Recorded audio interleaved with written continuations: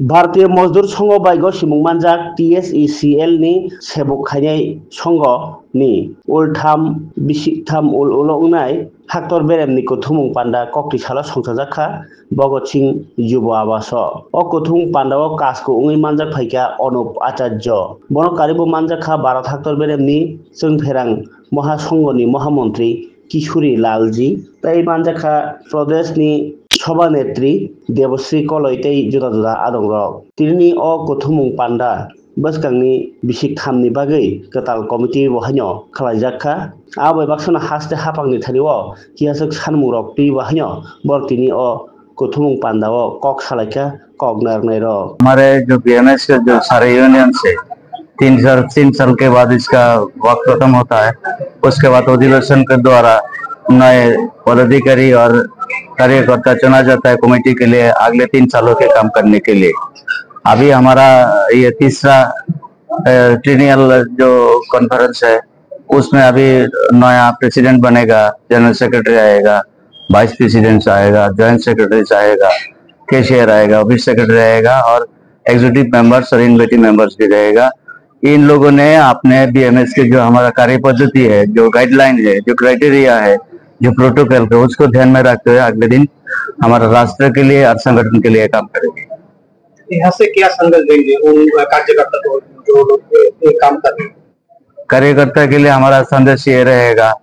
हमारा जो स्लोगन है, जो राष्ट्र हित, उद्योग हित और कर्मचारी हित, जो उसको ध्यान में रखते हुए हम देश के लिए काम भी करेंगे और अपने ईमानदारी और स्वच्छता के साथ काम करेंगे और देश को वैभवशाली बनाने के लिए, हर प्रदेश को वैभवशाली बनाने के लिए हम अपना जो ओर से हमारा प्रयास जारी रहेगा।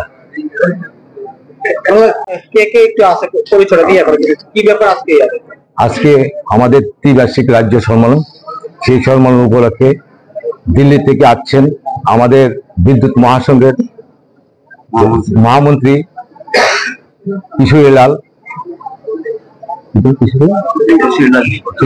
জি আসে, আমাদের দিল্লি থেকে অর্গানাইজেশন সেক্রেটারি গণেশ মিশ্রা জি আছেন, আমাদের প্রদেশ BMS প্রেসিডেন্ট দেবশ্রী জি আছেন, আমাদের জেনারেল সেক্রেটারি প্রদেশের তপন দা আর অন্যান্য নেতৃবৃন্দ আমার সাথে আছে। আজকে আমরা যে সম্মেলন করতে যাচ্ছি, এই সম্মেলনের পরে একটা কমিটি গঠন হবে।